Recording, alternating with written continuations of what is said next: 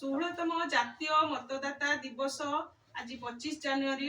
अवसर रे आमे मतदाता सहित संकल्प नौचे आमे भारतर नागरिक वृंद गणतंत्र रे निजर पूर्ण आस्था रखी एई शपथ नेउछि कि आमे निज देशर गणतांत्रिक परंपरार मर्यादा बजाय रखिबु तथा मुक्त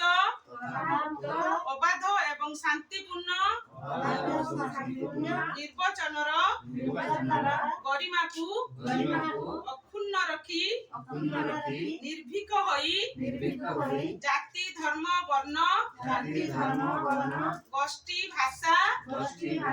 अथवा अन्य कौनसी प्रलोभन रे प्रभावित न होई